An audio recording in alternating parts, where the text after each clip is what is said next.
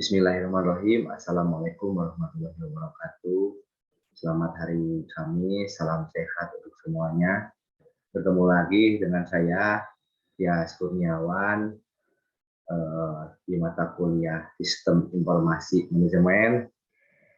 Saya dari kelas Manajemen Karyawan B. NIM saya 34021904588.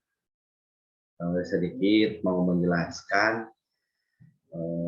yang diberi tugas oleh saudara Pak Mukhtar, yaitu standar operasional prosedur atau disebut SOP. Kita jelaskan dulu pengertian SOP. Menurut Arini T. Soemo Hadi Wijojo 2015.290 menjelaskan bahwa standar operating produk SOP atau disebut sebagai prosedur adalah dokumen yang lebih jelas dan rinci untuk menjabarkan metode yang digunakan dalam mengimplementasikan dan melaksanakan kebijakan dalam suatu organisasi yang ditetapkan dalam pedoman. Menurut Arini 2016.231 standar operating prosedur atau disebut SOP yaitu serangkaian instruksi kerja tertulis yang dibakukan terdokumentasi mengenai proses penyelenggaraan administrasi perusahaan, bagaimana dan kapan harus dilakukan. Ya, seperti contoh-contoh di perusahaan besar ya. Dari berbagai pengertian di atas dapat disimpulkan bahwa standar operasional prosedur atau SOP adalah dokumen yang berbasis instruksi untuk menyelenggarakan kegiatan administrasi dan menyelesaikan pekerjaan agar mendapatkan hasil yang memuaskan atau maksimal. Tujuan dan fungsi SOP menurut Arini 2016.236 secara spesifik. Tujuan dari SOP adalah yaitu satu, agar pegawai dapat menjaga konsistensi dalam menjalankan suatu prosedur. Yang kedua, memudahkan proses pengontrolan pada setiap prosedur kerja. Yang ketiga, mengetahui dengan jelas peran dan fungsi tiap-tiap posisi. Yang keempat, memberikan keterangan atau kejelasan tentang alur proses kerja, wewenang dan tanggung jawab dalam kerjanya. Yang kelima, memberikan keterangan tentang dokumen-dokumen yang dibutuhkan dalam suatu proses kerja. Dan yang keenam, melindungi perusahaan dan pegawai dari malpraktek atau kesalahan administrasi lainnya.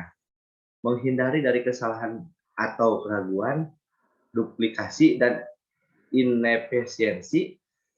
Yang kedelapan, mengarahkan pegawai untuk disiplin dalam bekerjanya. Yang kesembilan, sebagai pedoman dalam menjalankan pekerjaan rutin. Yang kesepuluh, mengidentifikasi pola kerja tertulis, sistem, dan konsisten agar mudah dipahami oleh seluruh pihak yang terlibat, bagi internal maupun eksternal. Memudahkan proses pemberian tugas serta tanggung jawab pada unit kerja. Ya, mungkin di sini ada juga manfaat SOP. Manfaatnya menurut Permenpan nomor per _21 _M Tripan _11 SOP memiliki manfaat bagi organisasi.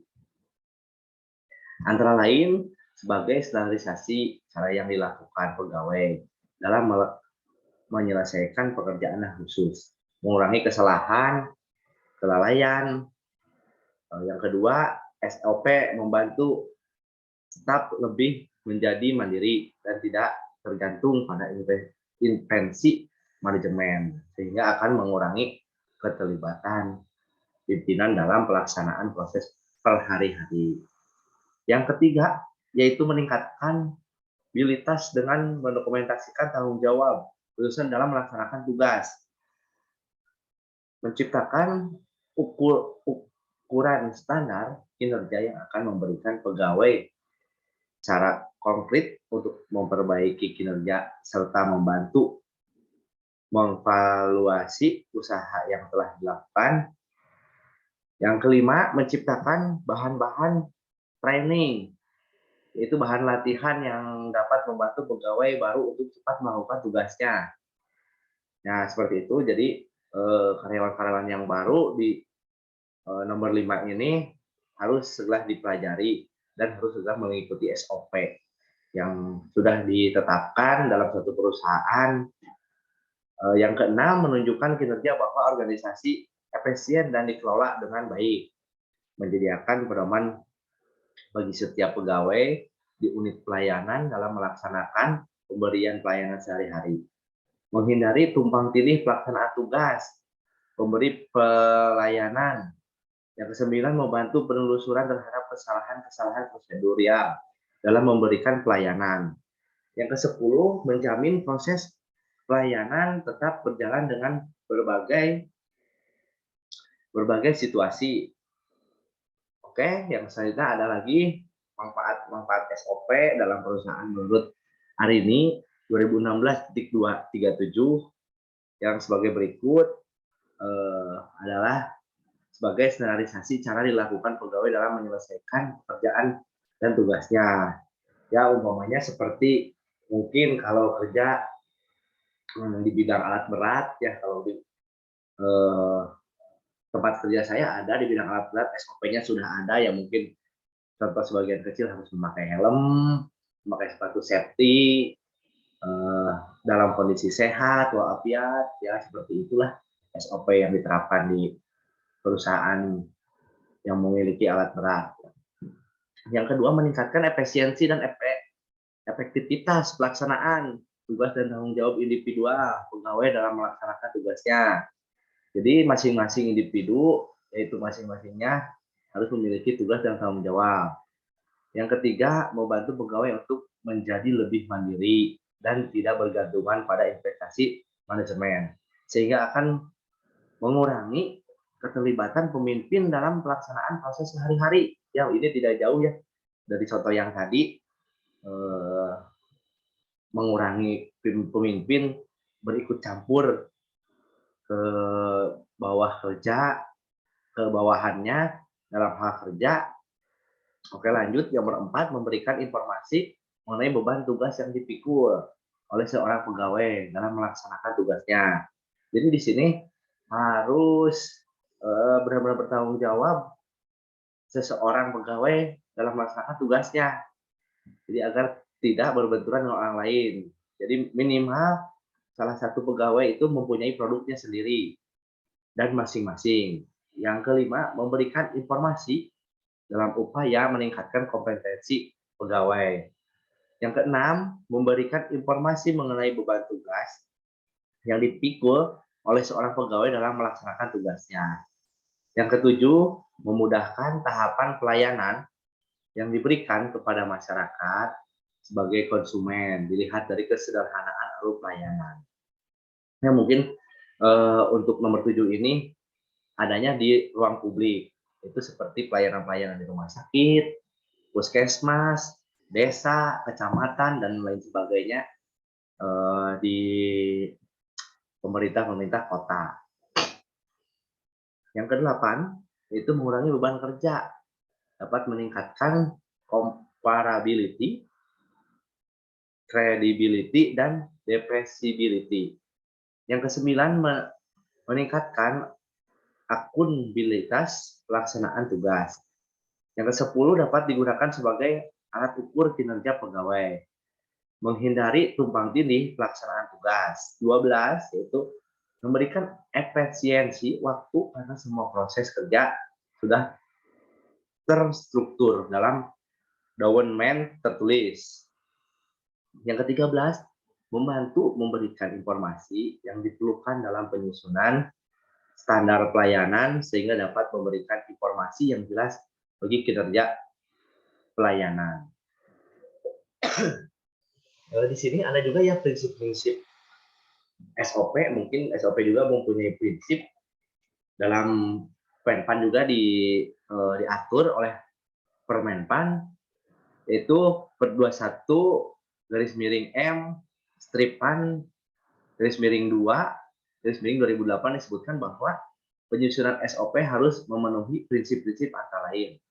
Contoh 1, konsisten SOP harus dilaksanakan secara konsisten dari waktu ke waktu oleh siapapun dan dalam kondisi apapun oleh seluruh jajaran organisasi, yaitu harus mentaati tentang prinsip-prinsip SOP ini.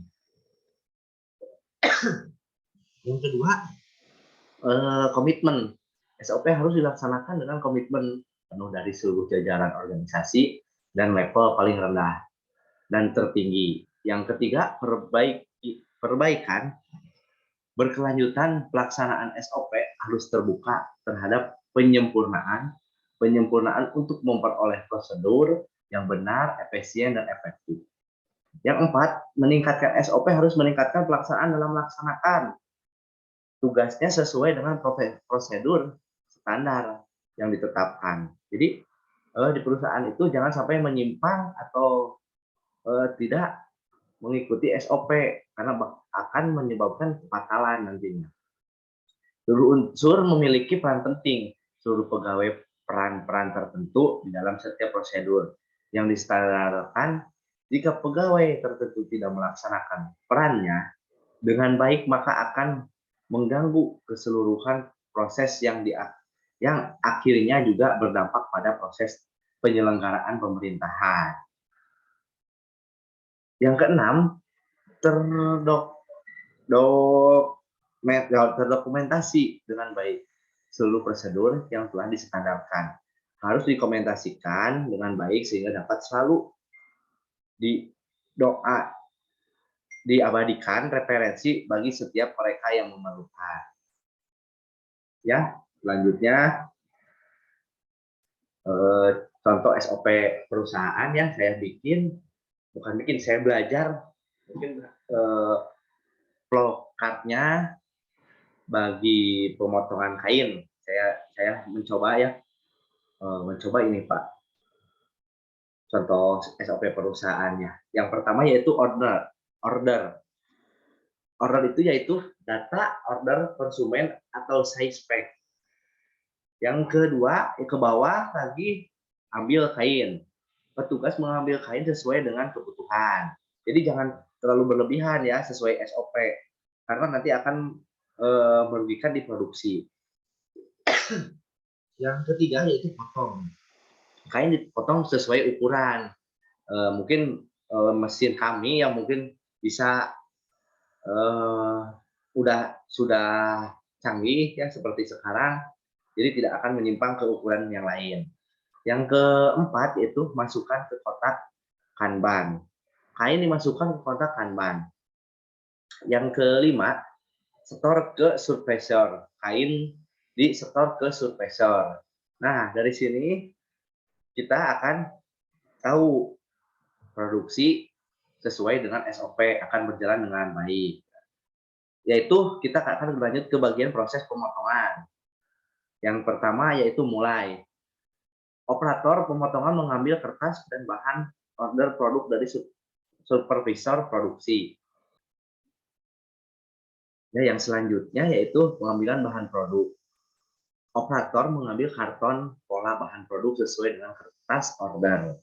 Yang selanjutnya pengambilan pola produk. Operator melakukan pemotongan sesuai dengan pola produk yang ada di kertas order. Yang selanjutnya pemotongan. Quality control pemotongan, cek kesesuaian pola ukuran pemotongan. Yang selanjutnya GC pemotongan atau permak. Jika hasil kain bahan yang dipotong telah sesuai, maka bahan kain yang telah dipotong dikembalikan ke supervisor produk. Jika tidak sesuai, maka dilakukan permak pemotongan ulang.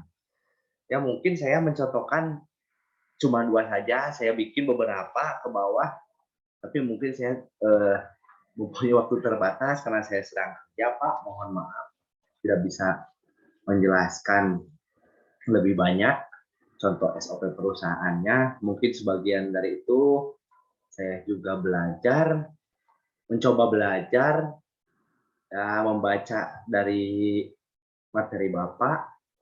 Mudah-mudahan bermanfaat bagi kita semua, khususnya bagi saya sendiri. Cukup sekian saja, saya menyempatkan waktu, tidak panjang lebar. Taufiq wal hidayah. Wassalamualaikum warahmatullahi wabarakatuh.